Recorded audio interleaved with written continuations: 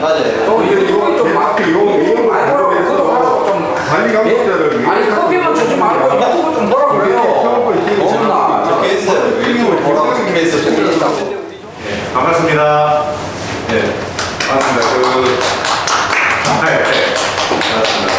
오늘 이 자리는 그 대형건설지구 위원회 사업 중에서 그 복지위원회에서 이렇게 이제 여러 가지 의견을 나누다 보니 조합원들의 기능도 향상, 커리어를 업 시켜주는 사업으로 한번 고민해보자 라고 해서 예전에 대경건설지구에서 캐드 수업을 좀 했었습니다.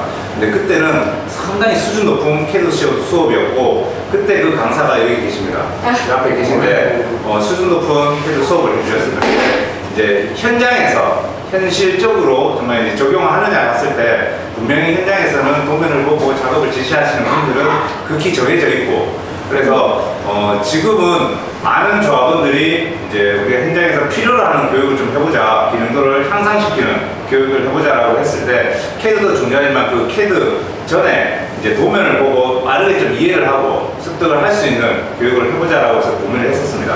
그래서 조합원의 기능도 향상과 커리어 관리의 첫 번째 좀 수업으로 아주 기초적인 크게 보면 캐드 수업이지만 제목을 실무 캐드라고 이렇게 좀 지었습니다. 실무 캐드. 그래서 아파트가 최초 지어지기 전 어떤 과정을 통해서 이렇게 이제 우리가 시공을 하는지 그리고 그 과정 속에서 이제 도면을 갖고 실질적으로 현장에서 망치질을 하고 작업을 하시는 분들이 그 도면을 보고 지시를 하고 또 그 도면을 보고 지시를 받고 했을 때 좀 이해를 빠르게 하면서 작업의 이해를 돕는 좀 수업을 고민했었고 그래서 이 과정을 좀 준비했습니다. 그래서 우리가 대경건설지구 소통방이나 학대간부 방에 공지를 하고 있습니다.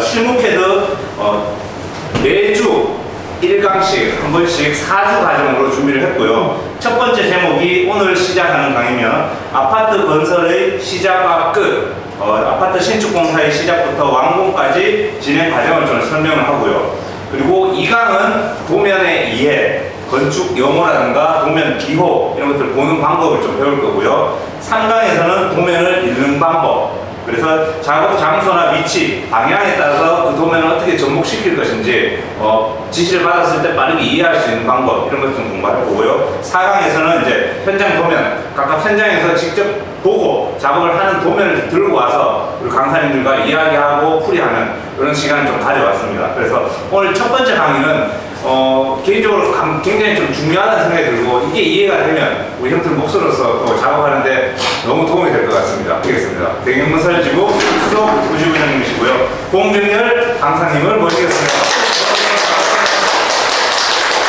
안녕하십니까. 편하게 여러분과 한 시간 정도 즐겁게 지내보도록 하겠습니다.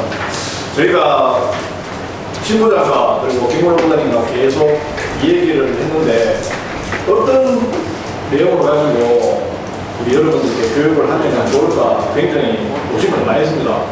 근데 캐드라 그러면은 컴퓨터를 다 설치해 놓고 앞에 큰 화면 해가지고 연결해가지고 처음부터 시작하기는 좋은데 저희들 재능도 좋고 처음부터 또 그렇게 하면 준비 기간도 너무 길고 그래서 이학 하나만 간단하게라도 한번 교육을 시작해보자 이런 얘기를 해서 이렇게 진행을 하게 됐습니다. 그래서 오늘은 그런 내용의 첫날인데 당장 첫 페이지부터 이 도면을 보는 게 아니고 그렇게 보는 것도 물론 좋겠지만 과연 우리가 속해서 일하고 있는 곳이 어떤 곳인지 그리고 어떻게 이루어지고 어떻게 끝맺음이 되는지 그리고 우리가 하는 일은 그 중간에 어느 정도의 역할이 되는지를 알아보는 시간을 가지고자 합니다.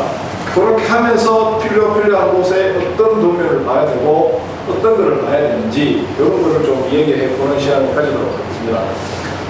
제가 만들어 봤는데요. 이게 오늘 첫 시간 아파트 사업 계획부터 골조 시공과 마무리 이겁니다. 우리는 우리 팀이 진짜 현장에 들어간다 그러면은 집사하고 모종에 들고 연전통 싣고 가가지고 하락하면 일박 망치질 하다가 나오는데 그 순간은 진짜 1000분의 1 만분의 1밖에 안 됩니다. 이 아파트 현장이 어떻게 사업 구상을 해서 분양을 하고 우리가 나중에 그리고 우리 사랑하는 가족들과 친구들이 그 집에 들어가서 사는지 이걸 한번 알아보기 위해서 아파트 사업 계획부터 골조 시공과 마무리 이런 개정을 좀 정해봤습니다. 제일 큰 게 뭐냐면은 돈이죠. 아파트 시행을 하는, 시공을 하는, 그리고 아파트를 만들어서 파는 사람들이 자기가 2천억, 3천억을 가지고 그렇게 하지 않습니다. 지한테 현금 2천억, 3천억 가진 사람은 그냥 이자만 하고 살아도 된다고 생각합니다. 그 사람들이 돈을 뭐 100억을 더 벌고 200억을 더 벌기 위해서 이런 사업을 하지 않을 거예요. 근데 100억을 가진 시행사가 1,000억짜리 땅을 사가지고 거기서 PF 대출을 받아서 건설 회사를 끌어들여가지고 2천억, 3천짜리 사업 시행을 해서 분양을 하고 그렇게 다 풀고 나갈 때는 200억, 300억 벌어가는 이런 과정들이 있는데 그 중간에 우리가 굉장히 건설 노동자들이 많은 역할을 하고 있습니다. 요새 지금 기율이 높아져가지고 PF 대출 언론에서 굉장히 많이 나오는데 보통 사업 시행사는 토지를 먼저 구해야 됩니다. 토지를 구하고 시공사는 사업 추진 여부를 결정하고 시행사와 같이 이제 분양을 하고 이제 공정을 시작하게 되는데 사업 계획서만 있다고 해가지고 대출을 해주는 은행은 아무데도 없습니다. 1,000억짜리 땅을 사기 위해 가지고 대구은행이나 신한은행에 가가지고 PF 대출 해주세요. 그러면 미친다 합니다. 아무리 사업성이 좋아도 절대 대출해주지 않습니다. 금융권에서는. 그래서 PF 대출이 들어가기 전에 브릿지론이라는 사다리 개념의 대출을 하게 됩니다. 그 대출은 보통 이율이 15%에서 20% 정도 됩니다. 보통 1금융권이 아니고 2금융권에서 그런 걸 빌려주거든요. 시행사가 1,000억짜리 땅을 사기 위해 가지고 자기 자본이 100억, 200억밖에 없는데 2천억, 3천짜리 PF 대출을 절대 받을 수 없으니 브릿지론을 해가지고 제2금융권에 가가지고 브릿지론을 대출을 받아서 사업 부지를 구입합니다. 그때 이제 매매 금액의 전부가 아닌 금융기관의 돈을 다 전부 빌려서 사용하죠. 그리고 그렇게 해서 건설사를 설정하고 검토 대출 조건을 만들어서 PF 대출을 해서 뭐 2천억, 3천억 대출을 받아서 공사를 시행하게 됩니다. 그런데 우리 작년에 그 신문지상에서 보면은 언론에 나왔던 게 대우건설이 한번 울산에서 주상복합에 잘못 들어가지고 400억, 400억, 440억 손해보고 풀고 나왔다 하는 얘기 혹시 기억하신 적 있습니까? 시행사가 1선, 선순위로 해가지고 브릿지로 400억 은행에 대출받고 그 후순위로 440억을 대우건설이 보증 쓰고 들어갔는데 그 현장이 사업이 안 되는 거예요.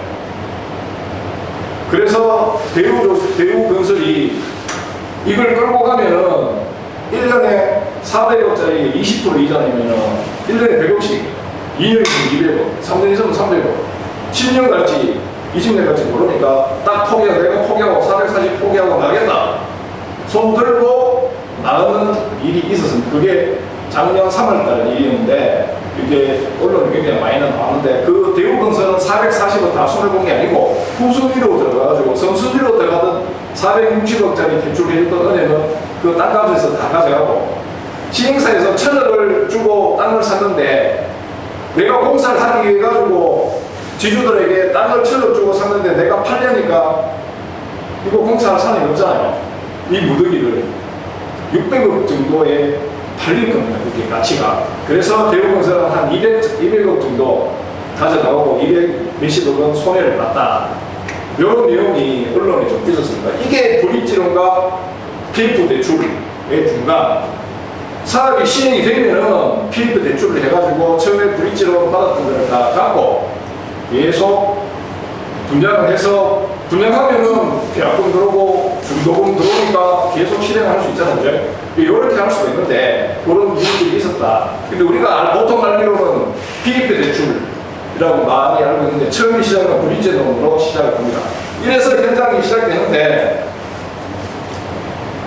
대출을 진행하고 사업을 진행하면은 보통 선순위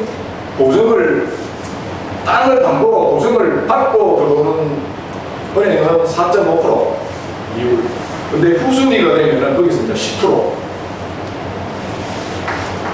담보가 없죠. 담보가 없이 사업성만 보고 그러는데 그렇게 되면은 10%, 15%까지 올라가는 겁니다. 그리고 수수료가 1.5%에서 2%, 3%까지 올라가게 돼요. 이게 잘하면은 돈 놓고 돈 먹기 100억, 200억 벌어가는데 못하면은 절당 망한다. 예. 이게 아파트 사업 시공이라는 게 굉장히 위험한 일입니다. 몇 년 동안 포항기일 때는 모든 회사들이 이름 없는 회사도 안 좋은 위치에 땅 사가지고 해도 다 운영이 되는데 지금은 대기업이 좋은 곳에 땅을 사서 해도 안 되더라. 미분양이다. 사실 저기 파동에 가보면은 요즘 한 개도 안 되잖아요. KCC 대기업인데 한 개도 안 되고 동부건설은 하다가 중간에 스톱돼버리고 분양이 안 돼서 지금도 분양이 안 된다. 그럼 15% 할인해가 판매한다고 하는데 잘 되지도 않고 그리고 PF 대출이 잘 되고 사업 시행이 잘 됐다. 그러면은 수익금을 관리하고 건물이 준공되면 수익이 그렇게 발생을 합니다. 이렇게 처음에 시행사가 계획을 해서 건설사를 선택해가지고 들어왔을 때 이렇게 일이 진행이 되는데 예, 제가 여기 자료를 가져왔는 게 우리 알기 쉽게 우리 시청 뒤에 보면은 포스코 현장이 있습니다. 여기 시행사는 하나자산신탁 쪽이고 저 회사가 지금 PF 자금을 3조를 돌린대요. 3조를 돌리는데 시공자가 포스코 건설입니다. 포스코 건설. 포스코 건설이고 설계자는 우리가 뭐 알 필요가 없는데 사업 계획은 중구 동인동 시청 바로 뒤이고 대지 면적이 뭐 5,137 제곱미터 면적이 있고 그렇습니다. 근데 요 자료를 제가 가지고 와는 이유는 뭐냐면은 총 사업비가 보면은 2,170억입니다. 사업비가 포스코 저 동인동 시청 뒤에 보면은 그 땅이 한 1,500평 정도 되는데 동이 2동이 올라가요. 근데 총 사업비가 땅값하고 공사비하고 여러 가지 간접비 포함해서 2,170억입니다. 저기에 대지비가 740억, 총 공사비가 970억이에요. 그럼 간접비가 한 400억 정도 되는데, 와, 총 공사비가 970억이니까 우리가 이런 게 굉장히 많겠다라고 생각이 되는데, 그게 아닙니다. 여기 보시면은 총 공사비가 970억이죠. 여기에 토목공사 비용이 338억, 건축공사가 480억이에요. 480억이고 간접비에 보면은 분양경비하고 이문하고 이런 것들이 들어가 있습니다. 이렇게 해서 총 사업비가 2,170억인데 과연 우리 골조공사는 얼마겠습니까? 여기서 이 그림을 봤을 때 둘이나 대도가 이 현장에 들어가겠다. 골조 철근 콘크리트 뼈대만 세우는 골조 금액이 얼마 정도 되겠어요?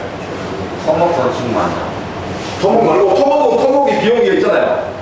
또 우리는 건축공사 안에 골조 금액이 들어갑니다. 400억 정도 되겠어요? 건축공사가 지금 480억이잖아요. 한 100억, 많으면 한 150억. 네, 잘 하시네요. 여기 보시면은 토목이 공정이 있죠. 토공사 뭐 90억, 조경이 뭐 7,100만 원인데 철근 콘크리트 공사가 180억밖에 안 됩니다. 3분의 1. 이 사람들이 계획이 있는 거. 총 공사비가 970억인데 철근 콘크리트 우리가 작업하는 아파트 뼈대로 올리는 공사 비용은 180억밖에 안 된다는 얘기입니다. 그 나머지는 뭐 미장, 방수, 목공사, 가구공사 이런 거는 업체들이 다 따로 있습니다. 다 따로 있어요. 근데 요 180억이라는 게 실제 공사 금액이 아니고 시행사와 건설사가 한 요 정도 금액을 해가지고 계획을 짜는 거예요. 자, 그러면은 내가 이렇게 아파트를 지어가 분양을 하려고 그러는데 반동사들 누구 입찰해라. 그러면 둘이가 들어오고 뭐 대도도 들어오고 대도는 그럼 180억에 할게. 둘이는 몇 175억에 할게. 딱 밑에 딱 볼게는 장수건설이 딱 160억에 적어놔. 그럼 누가 하겠습니까? 장수건설이야. 나는 계획을 180억에 계획을 했는데 장수건설이 160억에 하겠다. 그럼 장수건설 주는 거예요. 그러면 20억이 자기가 무조건 남는 거잖아요. 이 전체 공정에서 그만큼 많이 남는 거예요. 그리고 포스코는 앉아서 돈을 벌죠. 왜 그러냐면은 자기가 직접 공사하지 않고 각 공정별로 모든 회사들이 들어가서 싸게 해가 요새 저 들리는 말은 원청사들은 돈을 굉장히 많이 번답니다. 왜 그러냐면은 지금 반종사들이 어쨌든가 있는 기기를 돌리고 있는 자재 돌리고 그러고 돌아오는 돈 아끼기 위해서 무조건 일을 하고 싶어한대요. 그래서 100억짜리 공사지만 80억에 들어가서 내가 손해 보고 일을 하겠다. 안 나가도 일을 하겠다라고 들어가서 싸게 들어가는 겁니다. 이게 동이 2동입니다. 49층, 지하 4층에 49층인데 회사에서 적정한 금액을 정해놨는 게 180억인데 실제 입찰을 잡아가지고 일하는 거는 한 160억, 150억까지 내려간다. 이 얘기입니다. 지금 요 현장, 이게 지금 작년에 요 자료가 3월 달에 감리를 구한다는 공고를 내면서 요 정도로 하겠다라고 했던 고시 내용입니다. 근데 지금 아직 진행이 안 돼요. 그냥 해도 미분이 안 될까 싶어가지고 안 하고 있는데 요 현장 바로 옆에 동인동 현대 지금 계시고 두 분 계셨는데 그 대도가 합니다. 5동이고 48층짜리 지하 4층이 5층이었는데 그 현장에 골조 금액이 얼마인지 아십니까? 예상 한번 보시죠. 요게 금액이 나왔잖아요. 2동에 180억. 대도가 그 현장을 얼마나 나왔어요? 제가 대도에 회계 감사 보고서를 다 뜯어다 보니까 동인동 현대 익스테이트 골조 금액은 400억 정도의 일을 하고 있습니다. 그리고 파동 KCC 현장 있잖아요. 한 20동 정도 되는데 거기는 첨수가 좀 낮기 때문에 그 현장도 골조 금액이 400억 됐어요. 자, 이걸 보면은 이 아파트 여기 지금 요게 총 사업비가 2,100억인데 310세대입니다. 310세대. 이 310세대의 분양가가 우리 일하는 사람들 임금비가 높아서 올라간다라고 하는 것은 거짓말이라고 하는 것을 제가 얘기해드리고 싶어서 요거 자료를 보여드립니다. 우리 건설노조가 이 전체 현장 중에 노조가 되어 있는 현장 그 공정은 골조가 되었잖아요. 노조원들 임금비가 올라가가지고 분양가가 올라갔다 하는 개 같은 얘기는 진짜 다음부터 어디 가가지고 누가 얘기하면 그렇지 않다고 분명히 반박을 좀 해주시기 바랍니다. 그래서 제가 이 자료를 여기에 딱 먼저 남겨놨는 거예요. 자, 이렇게 해가지고 180억에 계획을 하고 있는데 장수건설이 막 160억 해줄게 해가 딱 들어갔다. 그러면 장수건설은 여기서부터 해가지고 자기들도 계획을 잡아야 될 거 아닙니까? 자, 장수건설인데 제가 전주에서 있었던 자료를 제가 가져왔어요. 골조공사 시공비에서. 그리고 우리가 취업하는 회사는 포스코도 아니고 골조 회사입니다. 대도, 둘이 장수건설. 그 회사에 고용이 돼서 들어갑니다. 그 회사들은 이렇게 시공 계획서를 다 계획을 짭니다. 제가 요 자료는 제가 인터넷에 가가지고 5,000원 주고 받았는데 이렇게 계획을 짜서 실행을 합니다. 요 자료는 전주에서 지었던 현장인데요. 공사 기록을 우리가 왜 봐야 되냐면은 전주에 있는 효자동 아파트 현장에 다음날 일하러 간다.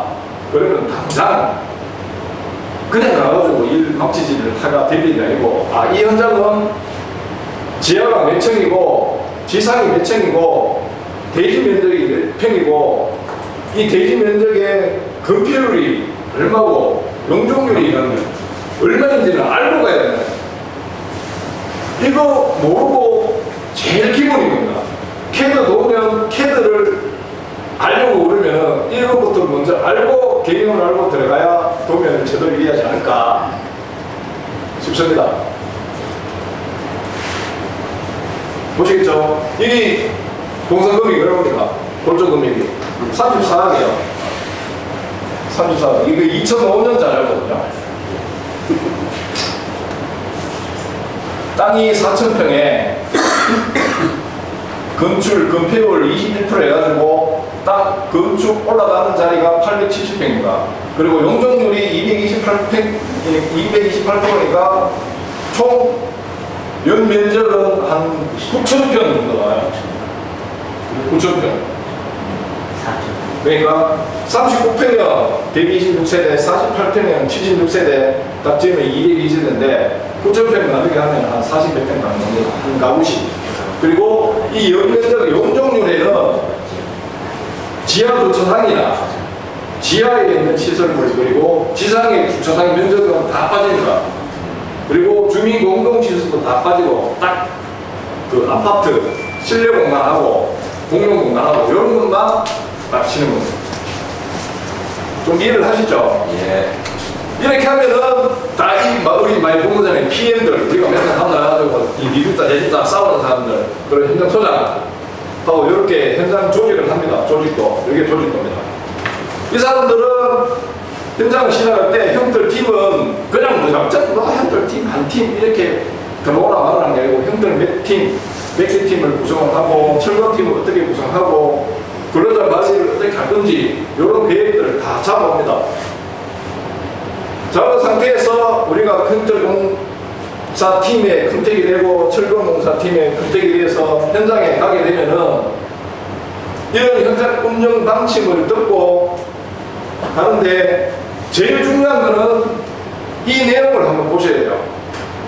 우리 작업자들도 캐드 도면을 보시기 전에 도면집을 받으면은 이게 전개도하고 이런 게 다 나와 있습니다. 이걸 보고 가셔야 돼요. 가기 전에. 자, 113동은 어디고 1동은 어디더라. 1동에 있는 위치와 110동에 있는 위치가 어디더라. 자, 이런 내용 그리고 길에서 차를 어디로 대고 갈지 이런 내용도 보셔야 돼요. 두 번째로 보셔야 될 내용이 이겁니다. 타워 크레인이 어느 자리에 서는지 그리고 사무실이 어딘지 전기는 어디서 땡겨가는지 그리고 울타리를 어떻게 설치하는지 여기에 보면은 방음벽 설치해 놓은 곳 이런 곳은 옆에 주택가가 있다는 내용이고요. 가설 울타리는 옆에 아무도 없다는 얘기입니다. 이런 거를 중요하게 보고 머릿속에 넣어야 되고 이 타워 크레인은 60m짜리고 이 타워 크레인은 65m짜리인데 중간에 두 개가 따로 볼 때는 괜찮은데 같이 보일 때는 사고가 날 수 있으니까 조심해야 되겠다 이런 생각을 가지고 들어가야 됩니다. 이런 생각 없이 나가지고 타워 크레인 그냥 돌리다가 부딪힐 수도 있거든요.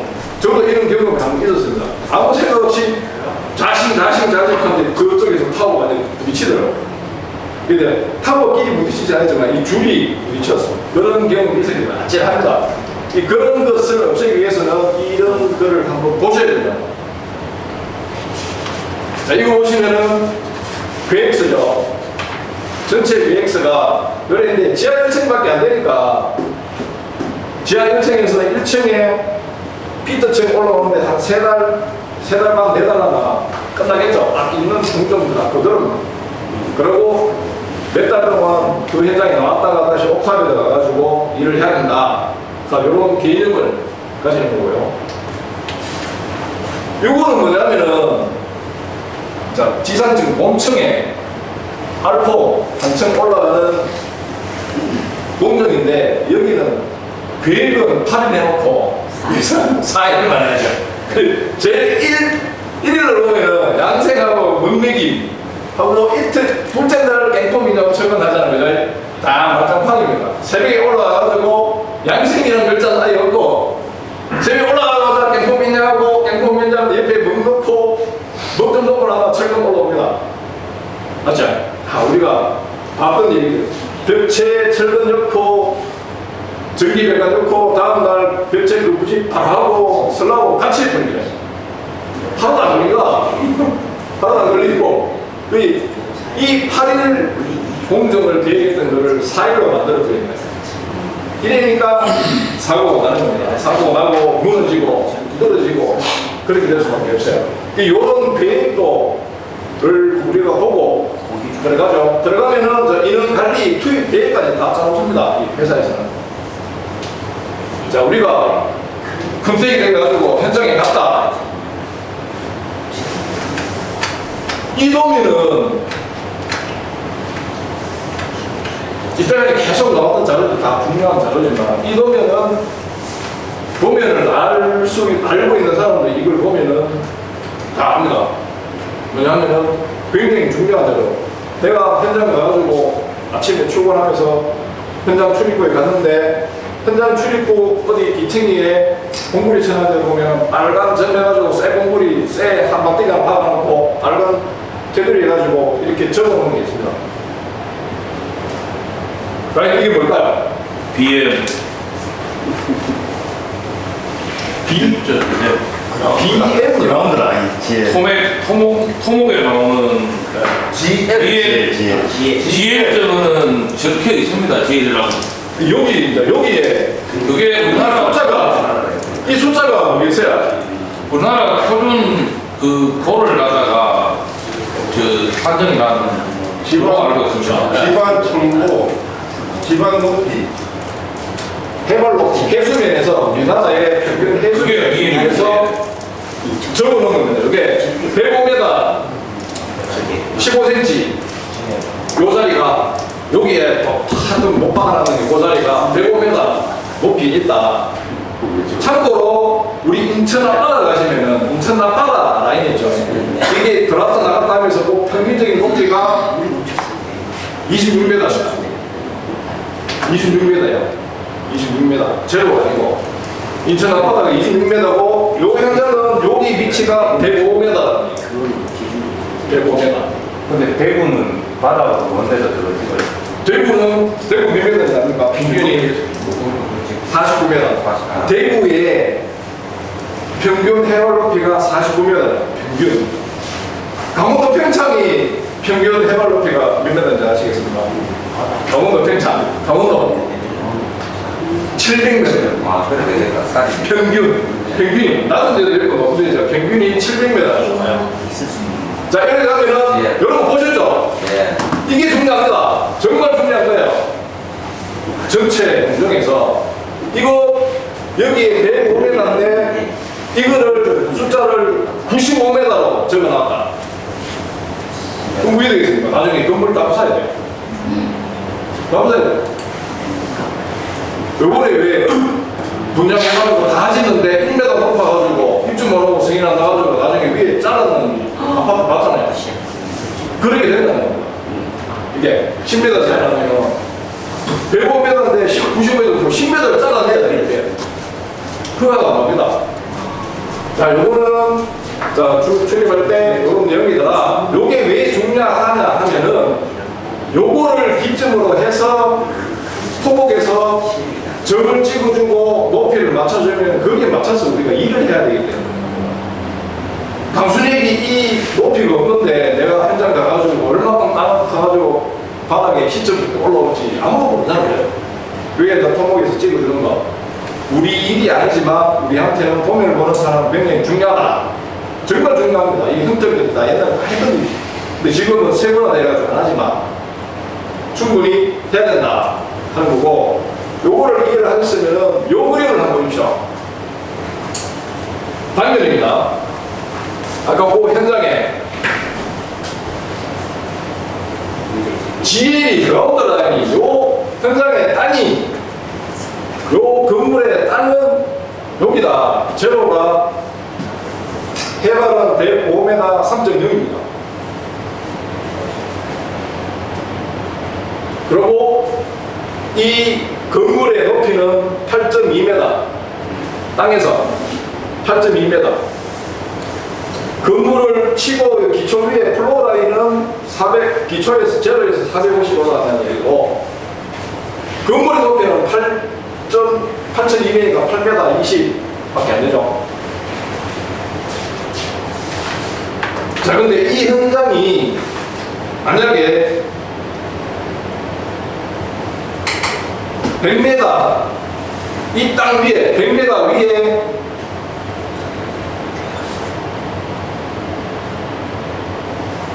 고도 제한이 있다. 여기에, 이 땅에 100m의 비행기가 지나가도록 고도 제한이 돼 있다. 어떻게 했습니까? 잘못된 거를 한번 찾아봐 주십시오. 지붕은 있어야 됩니다. 지붕이 8m 2천이에요. 8m 20. 8.2m 높이의 지붕이 되겠습니다. 이 건물의 높이는 8.2m. 이 땅의 고도 제한은 100m. 이 땅의 해발 높이는 105m. 그거 3m 맞춰야 돼. 2m 5등 아니 3m 이하로 맞춰야 돼. 이것도 150에서 105에서 105 하면 이 건물의 높이는 8m밖에 안 되죠. 5m를 내놔야 돼. 이 건물의 높이는 8m. 이 건물의 높이는 8m입니다. 이제 이거를 이 도면을 가지고 자 구청에 갔다. 수성구청이나 여기 뭐 북구청에 갔다. 그가 나옵니다. 여기 이 땅의 고도 제한이 100m이기 때문에 무조건 땅을 지을 수가 없어요. 왜 그러냐면은 해발 105m잖아요. 이거 지금 제로 라인이 105m잖아요. 제로 라인이. 그러면 여기서 지붕을 다 높이면은 여기네 113.5m. 고도 제한 높이를 이 땅의 고도 제한 높이가 100m의 길이가 지나가야 되는데 113m 높이로 건물을 지으면 왜 되죠? 다 잘랐죠. 다 잘라야 된다는 겁니다. 다 잘라야 돼요. 그래서 아까 요 앞에 있는 게 이게 중요하다는 겁니다.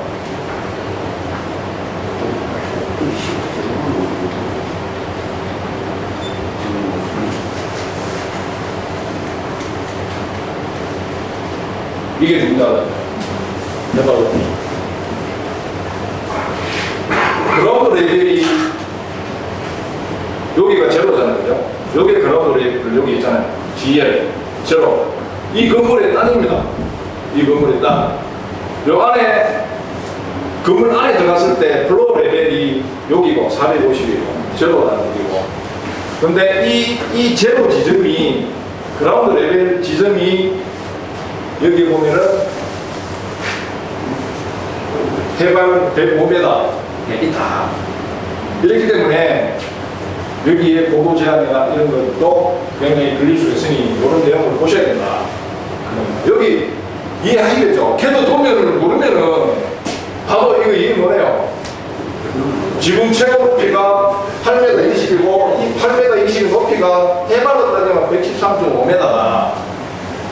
요 땅에 고도 제한이 110m다. 그러면 이 건물 못 짓습니다. 허가가 안 됩니다. 설계 새로 해요. 근데 여기 뭐 고도 제한이 뭐 한 130m다. 그러면은 통과되죠.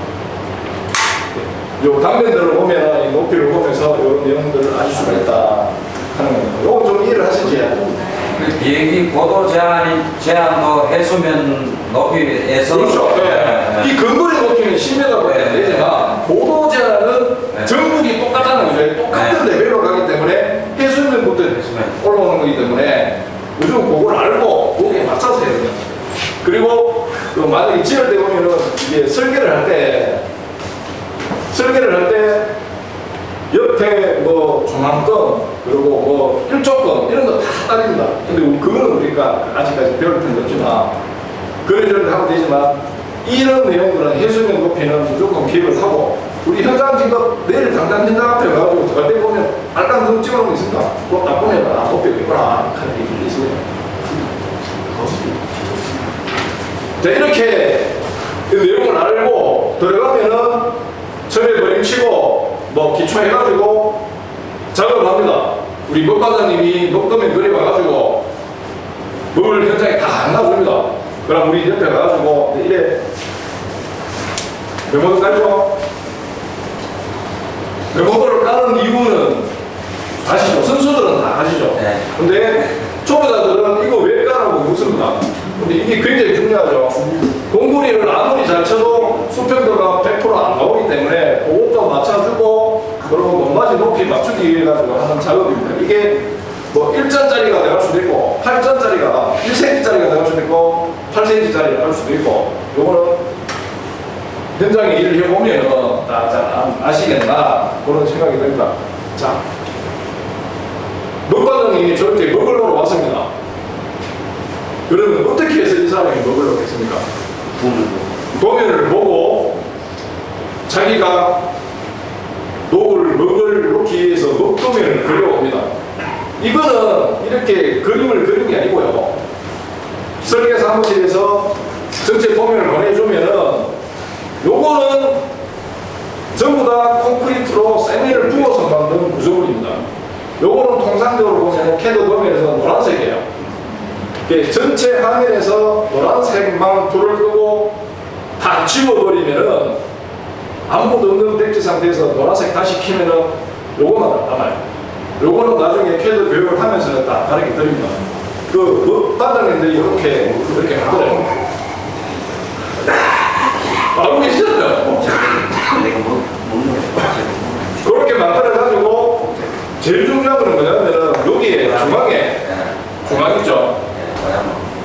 오염목을 따기 위해 가지고 기점을 잡아주는 겁니다.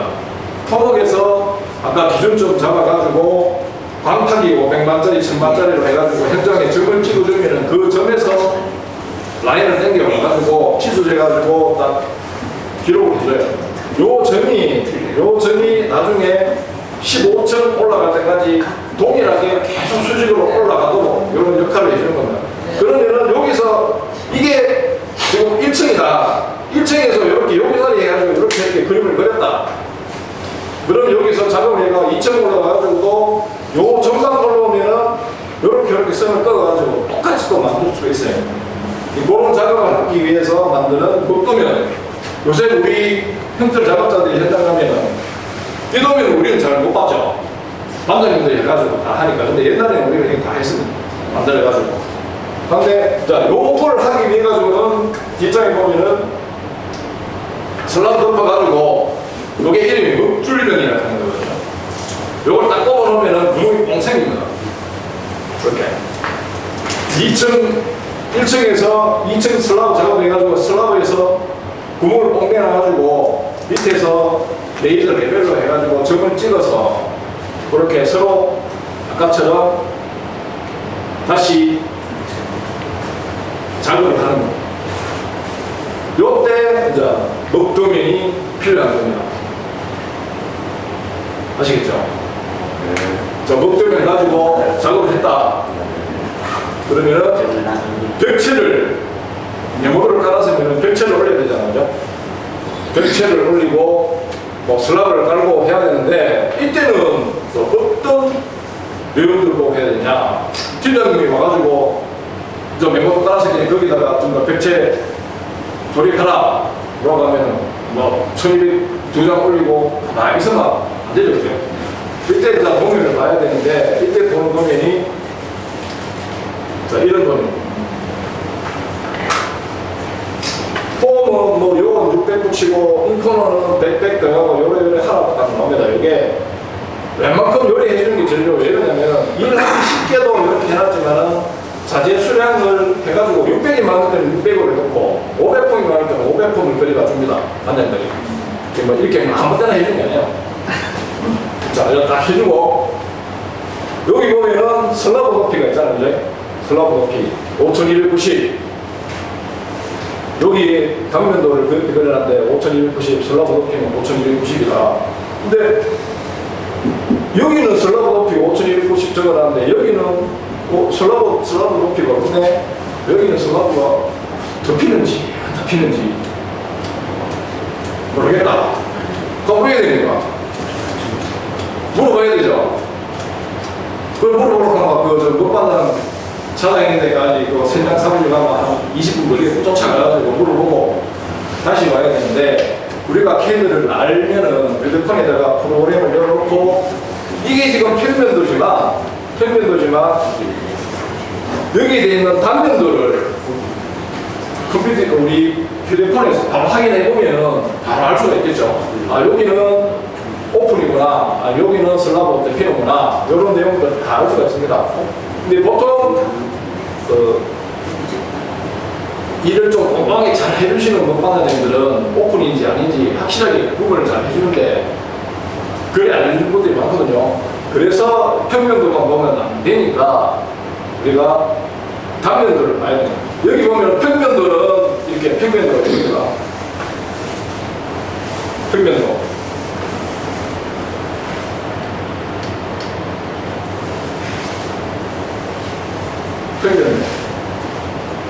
건물이 있을 때 내 허리 높이, 뭐 1m, 1.2m 이렇게 하는데 내 허리 높이라고 생각하시면 돼요. 허리 높이를 잘라서 보여주는 평면도. 아까처럼 단면도를 봐야 된다 그러면 단면도 용바지는 내가 모르니까 요 방과 요 방의 용바지 차이가 있을 수가 있는 것 같은데 내가 모를 때는 단면도를 봐야 됩니다. 단면도.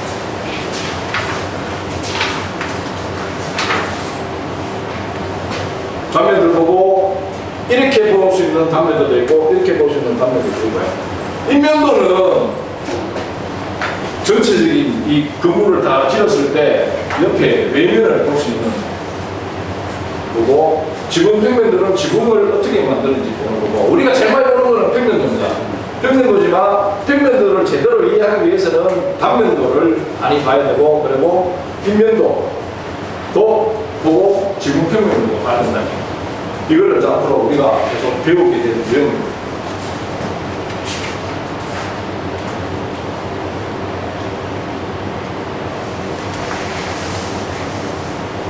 여러분 슬랍을 다 덮었다 그러면은 철근팀이 슬랍 위에 올라가가지고 철근 깔고 콘크리트 타설을 하죠. 그리고 우리 해체팀이 해체를 하나 들어가가지고 해체를 합니다. 해체 후에는 뭐 청소 그렇게까지 하고, 보통 우리가 현장 가보면은 뭐 기수판 제대로 넣고 이어치기 하는 부분에 틈 만들고 하는 내용들, 이런 내용들이 다 계획도에 다 되어 있습니다. 형틀 공사할 때는 공바리 설치, 우리 삽보드 어떻게 어떤 재료를 쓰든지 높이에 맞는 재료를 어떤 걸 쓰든지 이런 내용들을 재료를 다 합니다. 그리고 여기는 보면은 공바리 설치를 보통 삽보드 가게 1m로 해놨잖아요. 우리 현장에서 1m 잘 합니까? 안 해요. 900을 하죠. 그래. 통상적으로 900을 하죠. 그 요새 또 빡빡한 현장은 뭐 600도 하는 분도 있고, 이쪽 일본에 가면은 뭐 600, 500 하는 분도 있고, 어떤 데는 뭐 300에 사람도 못 지나다니는 정도를 하는데, 굳이 이렇게 할 필요가 없는데, 옛날에는 메다 관계로 했다. 이런 내용들을 많이 했는데, 요새는 많이 좁게 하나 주세요. 안전이 제일 중요하니까. 안전하게 한다. 그리고 요새는 뭐 4m 이상 되어버리면 삽보도 사용 못하게 시스템 처리를 해요. 시스템 처리를. 그리고 제일 우리 광주 이런 같은 데 보면은 분명히 자기들이 공사를 시작할 때 계획은 타설청에서 상계청을 삽보도를 이게 고인목을 정치하도록 계획을 했는데 왜 안 할까요?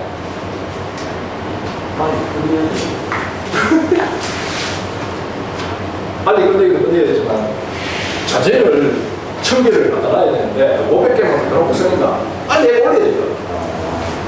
상계층을 타설하고 나서 위에 타설하고 밑에 상계층을 모아놔야 했는데 돈 적게 쓰고 빨리 하려고. 2개 넘어가면 2개 빼가지고 빨리 올리는 거예요. 이 자료를 이렇게 하려고 그러면 1000개를 갖다 놔야 되는데 500개만 갖다 놓은 게 개당 1개 물기들하고 만회다 그러면은 1000개 보면 1000만원인데 500개만 갖다 놓으면 500만원 불가능해요. 이 건설 회사들이 처음에 들어가면서 계획은 이렇게 해놓고 1000개를 하겠다 해놓고는 500개를 해가지고 이렇게 하기 때문에 무너진다. 이래 해놨으면 그때 6명도 안 주고 아주 괜찮았을 건데. 근데 그 감지들하고 나는 저걸 보고 가만히 있었어요. 넌 순환선 했겠지. 노미기를. 동민이들 야간하고 올라가기 귀찮아서 올라갔던지. 어떤 사람이 사진 찍어 올라가기 싫은데 오케이 계획, 자기들이 계획을 할 때는 잘 해놓고 돈을 벌기 위해서 이렇게 한다는 거예요. 그리고 저렴하게 쓸 수 있는, 마음대로 쓸 수 있는 외국인 노동자들을 쓰기 때문에 이런 하자가 굉장히 많이 생깁니다. 자, 우리가 골조 공정이라는 거죠. 여기 두산 이부에서 지금 난리가 났던 게 하자 나는 게 정말 골조였습니다. 문제였습니다. 내장이나 이런 문제들은 고치면 되고 다시 하면 되는데 계단 높이를 2m 10으로 만들어줘야 되는데 우리 골조공사 하는 사람들이 1950으로 만들었어요. 그거 다 부수잖아. 원래는 그거 현장 자체를 근거를 다 부숴야 되는데 잘못적인 거죠. 그리고 근무를 지었는데 1층과 2층, 3층, 4층 올라가면서 우리 골조 건물들은 1cm, 2cm 이상 벗어나면 안 돼요. 근데 외벽이 한 5cm 벗어났다가 나타납니다. 다 우리 골조 하는 사람들이 있었는데 그거는 정말 꽤 무서워야 됩니다. 왜 그러냐면은 철근이 제대로 들어가 있지 않고 제대로 되지 않았기 때문에 밖으로 튀어나오는 거예요. 그 튀어나왔던 거를 저는 솔직히 그거 보면서 좀 부끄러웠어요. 과연 이 문제를 외국인들이 일을 했다고 해서 그냥 그렇게 넘겨도 될 문제가 우리 작업하는 사람들이 그냥 관리자가 시키면 시키는 대로 작업을 하다 보니까 이런 경우도 생기더라. 내 휴대폰에 그래가지고 단면들을 보고 이 정보가 얼마나 하는 걸 확인할 정도의 기능만 있다면 그런 일이 없었을 거예요. 진짜 그런 일이 없었을 거예요. 그리고 요 위치에 요 외벽에 단열재가 붙든지 아니면 돌이 붙든지 이런 내용들을 알고 있었다면은 그거가 이만큼 5cm 튀어나오는 거 그냥 지나갔겠습니까? 그냥 이렇게 한 3층이니까 돌 깨지고 3층이 4층이었거든요. 아니 1층에서 2층 사이에 그렇게 튀어나왔거든요. 돌 붙겠지. 1층, 2층이 전부 다 돌이 붙으니까 돌 붙겠지 생각하고 그냥 갔던 거예요. 정말 쪽팔리는 거예요. 근데 도면 보면은 여기에 돌이 붙는다, 뭐 다른 그냥 페인트 칠을 마감한다, 아니면은 뭐 단열재가 붙는다 하는 내용들이 다 있습니다. 우리가 캐드를 배우려고 하는 이유가 그런 내용들 때문에. 그리고 저희들이 계획하는 게 캐드 학원을 가면 캐드를 그리는 걸 가르쳐줘요.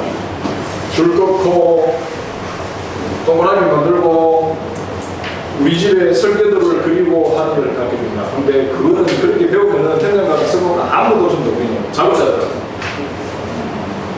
우리는 설계사가 아니잖아요. 현장 작업자는 현장에서 내려주는 도면을 완벽하게 이해하고 그거를 머릿속에 넣고 평면된 이 종이에 있는 그림을 모양을 만들어내는 게 기술입니다. 그 기술을 배우기 위해 가지고 제가 그만큼 설명을 드렸고 다음 강의부터는 도면을 보고 이해하는 교육을 할 거예요. 그리고 제일 마지막 날에는 실제 현장에서 쓰이고 있는 도면을 가져와가지고 이 도면을 어떻게 이해를 하고 어떻게 일을 할 건지 내가 그런 방법들을 공부를 할 겁니다. 그 공부를 하기 위해 가지고 오늘은 그냥 좀 편하게 하기 위해 가지고 우리 아파트 현장에 어떻게 구성이 되어서 어떻게 마무리가 되는지 이런 내용들을 좀 설명해 드렸던 거예요. 이렇게 해가지고 다 올라가면은 나중에 옥탑 하러 가가지고 일을 하면 마무리가 됩니다. 그런데 우리 지하철하고 주차장 일할 때 우리 형들님들이 그리고 우리 팀들이 가서 일을 잘했다. 회사의 관계도 좋았다. 그러면 옥탑 할 때 우리가 안 가도 갑니다. 어떤 팀들 가지고 있잖아요. 예. 그 일합니다. 근데 지하철에서 내 맘대로 막 하고 나와보세요. 그럼 우리가 신부님하고 저하고 가면 회사에서 우리 죽으라고 나서 나게요. 진짜 그거는 우리 작업자들이 정말 노력을 잘 해주셔야 돼요. 우리가 무엇을 기능이 좋고 일을 하고 이런 것도 중요하지만 현장에서 관계를 어떻게 잘 해주느냐 이것도 굉장히 중요합니다. 아시겠죠? 예. 우리 팀장님 계시고 초보자분들 계시고 우리 반장님 계시는데 이런 내용들을 잘 숙지하셔가지고 우리 미들을 좀 건설로 해가 현장에서 판정받는 날이 왔으면 좋겠습니다. 예. 저는 이걸로 오늘 이 시간 마치도록 하겠습니다. 감사합니다.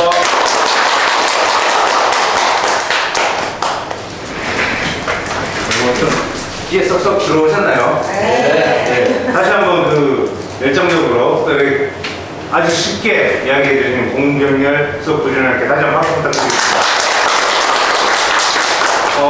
분명히 실무 캐드 1강은 기초적인 거였고 아파트가 지어지고 완공되기까지의 어떤 설명이었는데 분명히 이 자리에는 진짜 팀장이 계시고 기능분들 오래 하셨던 분들 계십니다. 그러니까 좀 아는 내용도 있을 거고 또 새롭게 알게 된 내용도 있을 거고 또 저같이 양성공은 그러면 쉽게 얘기해 주는 것 같지만 좀 모르는 단어라든가 한 100번 더 들어봐야 되겠다는 생각이 좀 들고요. 이 강의는 1강, 2강, 3강, 4강에서 반복적으로 지금은 이제 좀 할 계획입니다. 그래서 지금 오늘 오신 분들 이 내용, 이 감정 그대로 돌아가셔서 주요 동료분들 다음에는 또 이제 2강부터는 구체적인 내용들이 또 나오니까 같이 오실 분들 생각하셔서 다음 주에는 더 많은 자리 좀 채워주셨으면 좋겠고요. 또 이 강의가 새롭게 계속 반복되니까 좀 한 번, 두 번, 세 번 계속 들어보고 싶네요. 예. 그래서 오늘 준비 너무 많이 해주신 우리 선생님께 또 감사드리고 오늘 첫 번째 강의는 이렇게 다들 힘들게 지금 일하고 오셨는데 매주 이렇게 많이 길게 하지는 않을 겁니다. 짧게 시작할 겁니다. 그래서 이 내용 많이 전파해 주셔서 많은 분들이 모였으면 좋겠고 오늘 실무 캐드 복지원에서 하는 실무 캐드 수업은 이렇게 마무리하도록 하겠습니다. 고생하셨습니다. 진짜 고생하시는 이해를 하는데 사람이 너무 적고 밖에 수석님께서 하신 이야기 많았다나 우리가 현장에 들어가서 실질적으로 사는 걸 좀 해줬으면 싶습니다. 솔직히 여기 있는 지금 청년 세대들 보시면은 보면 이거 들고 나가는 거 봅니다. 하나도 없습니다. 그리고 이걸 1, 2년 내가 될 것도 아닌데 하여튼 너는 고마운데 그 전주 동인수 회장이니까 2005년까지 내가 그거 했는 거 같아요. 아니 내가 그때도 일하기 실 전주에 갔었는데 일하기 싫어갖고 막 병원도 다니고 네, 여러분 또 식사가 준비되어 있습니다. 병원들 바쁘시겠지만 우리 사람이 가서 또 얘기 같이 한번 볼것 같습니다. 사람이 사람이 오늘 잘 해주세요. 감사합니다. 이거는 끝입니다. 약속 있어가지고.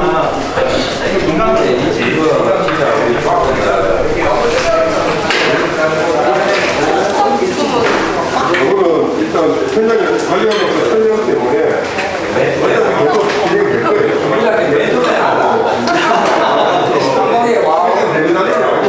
내용에서 제가 알려드렸는데 근데 팀장이 과연 관리 방법 되냐 난 그래서 좀 여기 이게 뭡니까